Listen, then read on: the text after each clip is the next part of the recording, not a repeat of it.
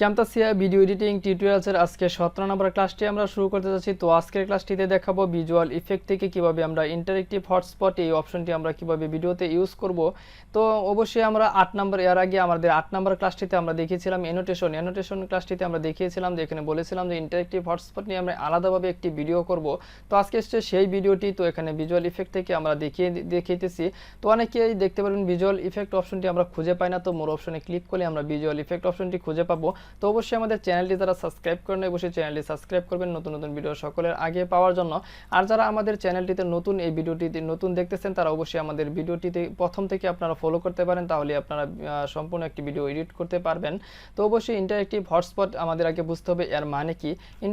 Interactive hotspot এর মানে হচ্ছে আমরা যখন একটি ভিডিও যখন চলতেছে একটা ভিডিও দেখতেছি, তখন হঠাৎ করে ভিডিওর যখন মাঝখানে বা লাস্ট দিকে দেখতে পারবেন একটি এখানে ফেসবুকের আইকন চলে আসে বা যে কোনো একটি লেখা চলে আসে, ক্লিক হিয়ার বা এন্টার দ্য লিঙ্ক, এরকম একটি যে কোনো টেক্সট আসে। তো সেইটিতে যখন ক্লিক করি আমরা যে কোনো ফেসবুকে বা যে কোনো ওয়েবসাইটে আমরা চলে যেতে পারি। তো এক কথায় বলতে গেলে আমরা আমাদের ভিডিও থেকে যদি কোনো যে ভিডিওটি দেখবে তাকে যদি আমাদের ফেসবুকে বা ওয়েবসাইটে নিয়ে আসতে চাই, তাহলে এখানে আমরা একটি ফেসবুকের আইকন দিয়ে বা যে কোনো টেক্সট লিখে তো সেটার লিঙ্কটি অ্যাড করে দিলে তারা যদি সেটাতে ক্লিক করে তাহলে আমাদের ওয়েবসাইটে বা ফেসবুকে চলে আসবে। তো আমরা এখানে সরাসরি ইউজ করতেছি, তাহলে আপনারা বুঝতে পারবেন আমি কি বলতেছি। তো এখানে দেখতে পারবেন একটি ভিডিও আর একটি ফেসবুকের আইকন আমি এখানে ইম্পোর্ট করে নিয়েছি। তো অবশ্যই আমরা যারা ভিডিওটি এখানে দেখতেছি আমরা ইম্পোর্ট করতে পারি। তো এখানে ভিডিওটি ড্র্যাগ করে আমি নিচ দিকে নিয়ে আসলাম। এখানে নিচ দিকে নিয়ে আসার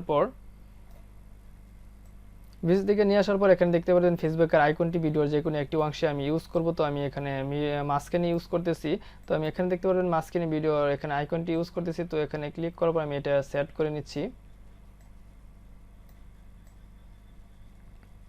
তো এখানে ক্লিক করে সেট করার পর এখানে দেখতে পারবেন ভিজুয়াল ইফেক্টে চলে যাব। এখানে যাওয়ার পর অবশ্যই ইন্টারেক্টিভ হটস্পট এটি যে আমাদের ভিডিওর যে ফেসবুকের আইকনটি, যেহেতু আইকনের উপর আমরা ইউজ করতে যাচ্ছি, তাহলে ড্র্যাগ করে আমাদের ফেসবুকের আইকনের উপর ছেড়ে দিতে হবে।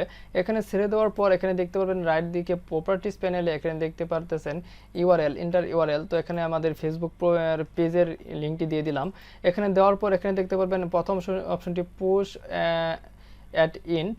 তো এখানে দেখতে পারবেন এখানে টাইম তো কত, এখানে কারেন্ট পজিশন যদি দেই তাহলে দেখতে পারতেছেন 19 সেকেন্ডে এখানে চলে আসছে। তো আমরা কারেন্ট পজিশন দিতে পারি বা এখানে লিখে দিতে পারি কত ভিডিওর এখানে কত লেন্থ, মানে কতটুকু যাওয়ার পর এটা স্টার্ট হবে। তো এখানে দেখতে পারতেছেন পুশ অ্যান্ড ইন্ট, এটি আমাদের উঠিয়ে দিলে তো এখানে দেখতে পারবেন ভিডিওটি রানিং ভাবে চলে যাবে।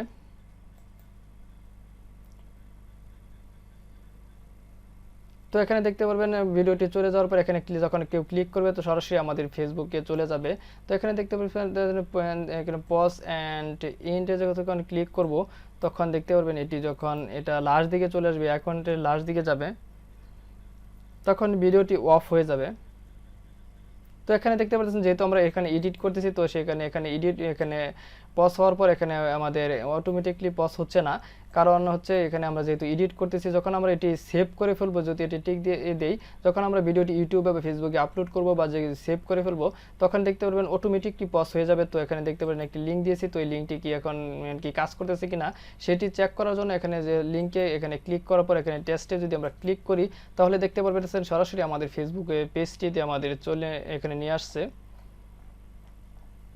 তো এখানে দেখতে পারবেন সরাসরি নিয়ে আসছে, ফেসবুক পেজটিতে নিয়ে গেছে। তো অবশ্যই আমরা কি এভাবে একটি ইন্টারেক্টিভ হটস্পট আমরা ইউজ করতে পারি। আমরা যে কোনো আইকনের উপর যা ফেসবুকের যে কোনো আইকনের উপর আমরা এটি ইউজ করতে পারি। তো এখানে দেখতে পারবেন যদি আমরা ইউআরএল এ দেওয়ার পর ক্লিক টু কন্টিনিউটি দেব না, ইউআরএল এ সিলেক্ট করে তারপর আমরা ভিডিওটি সেভ করব।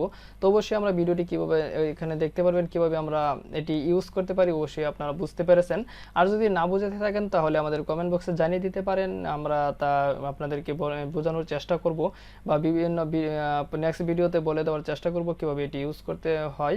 তো এখানে অবশ্যই আমাদের ভিডিওটি ভালো লাগলে অবশ্যই আপনাদের বন্ধুদেরকে শেয়ার করে দেবেন যাতে আপনাদের বন্ধুরাও ভিডিওটি দেখে উপকৃত হয়। আজ এই পর্যন্ত সকলকে ভিডিওটি দেখার জন্য ধন্যবাদ।